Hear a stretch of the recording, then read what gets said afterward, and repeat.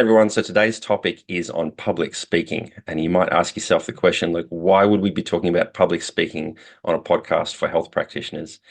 This is something that you will absolutely use at some point in your career, sometimes multiple times in your career. And it's a skill set that you'll be really glad that you develop if you do it. I'm talking from personal experience here. I've been given the opportunity to step up onto large stages, small stages, many, many times in my career, not just because I'm an educator, but because people want to get the information that you have in your head. And sometimes it's groups of people that want that information.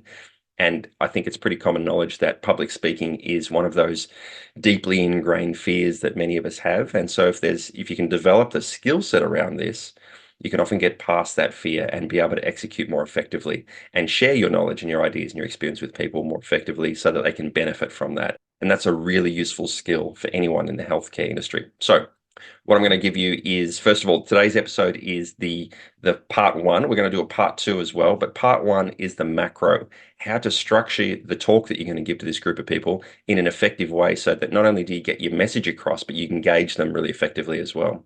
Part two, which we'll do on a separate episode, will be about the micro, the different little things that you can embed into your talk so that you can then engage those people more effectively and really take them on a journey through the information that you're sharing with them. Okay, so we're going to do this rapid fire. I'm going to give you one thing at a time. Let's go. Number one, give them a reason to like you. Okay, so we're going to start by building rapport with our audience. Now, I'm going to give you an example. First example will be you've been asked by a group of personal trainers at your local gym to give a talk to them about injury management, spotting the early signs of injuries in the gym setting and the sort of things that they might be able to do to intervene and stop them before they become serious. So you're a physiotherapist, osteopath, chiropractor, massage therapist, myotherapist, whatever, exercise physiologist, you're coming with your skills to talk to a bunch of personal trainers about this topic. So rather than just walk up and go, hey guys, here's the sort of things you need to look for, start by building rapport with them. Once you build rapport, you have a much better chance of being able to influence their thinking and really give them the information that will benefit them going forward. So you might start with something like humility. Say, hey guys, thank you so much for having me here today. This is a real thrill. I don't often get a chance to talk to personal trainers about sports injury, although I know you guys see this stuff so often and it must be so frustrating. Okay, so try to engage with them in a way using empathy, using humility, using something that they will connect with and understand.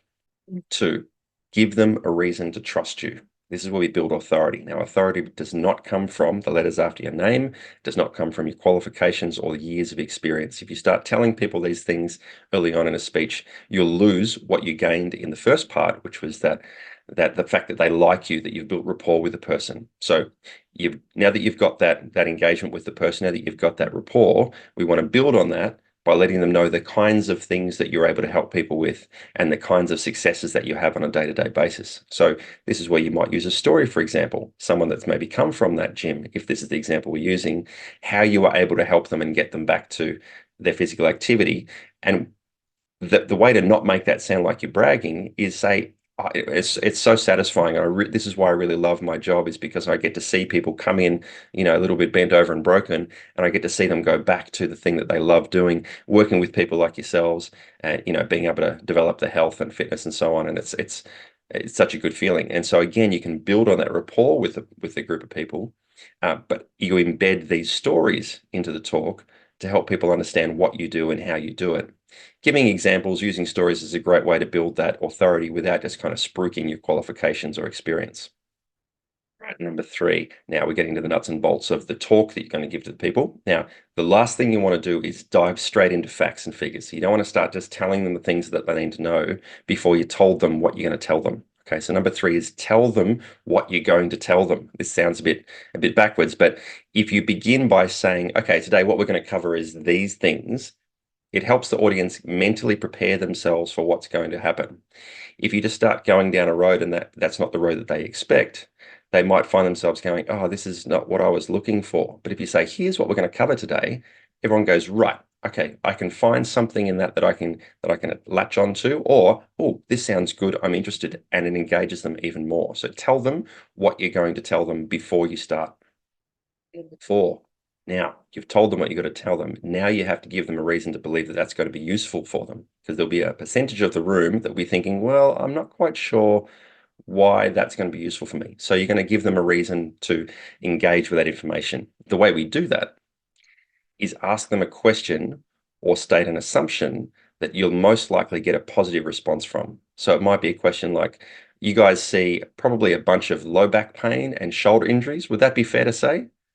And there'll be a number of hands that will go up and say, yep, okay, we see that lifting in the gym, for example. You know that's going to be a yes.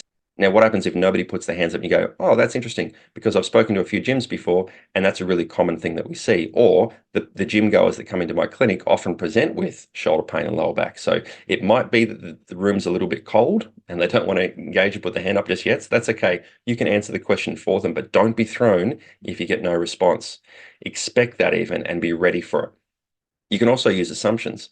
And so an assumption might be, okay, we're going into this topic. The reason we're going to be talking about shoulder pain today is because I'm going to say that it's a pretty good chance that there's a fair few people that come to see you in your personal training business that have shoulder pain or would develop shoulder pain at some point during their training. Would that be fair to say? And you're most likely to get a few nods or a few yeses or hands or going there like, great, fantastic. And so I'm glad that we're all on the same page and I'm giving you some information that you're going to be able to use. And that reinforces the importance of what you're about to tell these people. 5, now tell them the thing. Okay, I'm not going to tell you how to do this. You are the expert on the topic that you're going to be talking about. It's why you've been invited to speak to these people. And so you've told them what you're going to tell them. You've told them why it's important to them. You've developed that connection between them and the thing you're going to tell them. And now you've got to tell them. Okay, so I can't help you with this bit. But again, where possible, try to use stories or impart that information in a way that they can connect with while you're telling them that information. That's the important thing. So tell them the thing. Number 6, tell them what you told them. And it might sound a little bit backwards, but you've just built the rapport. You've given them a reason to believe you and trust you. You've told them what you're going to tell them. They've connected with it. They know why it's important. Now you've told them the information that they're going to find useful, and now you have to summarize that for them to really help them join the dots and remember all of the things that you might have shared with them over this period of time. Number 7, remind them why it's important to them. Okay, we've done all these things. We've shared the information. Now we have to remind them why this information is useful to them because they may have forgotten along the way. They might be finding it interesting, but we have to connect back to why they're there, why they're listening to us. Okay, we want to give them a reason to remember that this connects back to their business, back to the things that they do every day, so they can feel that it's practical information that they can sink their teeth into. Number 8, the last one, which is again, give them a reason to like you. And you might think, well, hang on a second, are we here to share information or are we here to just make friends? Both. It's really difficult to effectively impart information to people if they don't like the person they listen to. Now, I'm using the word like probably in an exaggerated way. It's not like they want to be your best friend. It's about giving them a reason to have that rapport, that connection, that trust with you. Okay, so the last thing you're going to do in your talk is, again, impart some humility, impart some character traits about yourself, maybe a bit of a laugh, smile, like really look like you've enjoyed yourself and be grateful for the opportunity that you've just been given to speak to these people. Share that experience and that emotion, those emotions with the audience, and they will again connect with you, and that sense of rapport will be strong. And the things that you've told them will sink in deeper, and they'll have a greater effect. Okay, give them a reason to like you, give them a reason to trust you, build rapport, tell them what you're going to tell them, and then tell them why it's important or useful for them.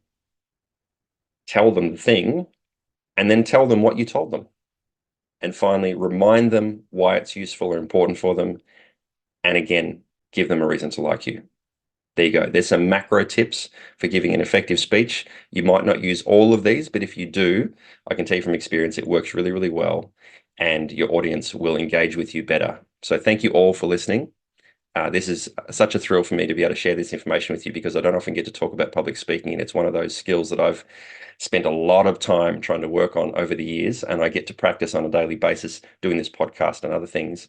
And so I just wanted to say thank you very much, and I really appreciate your attention. There you go. That was me trying to make you like me. Did it work?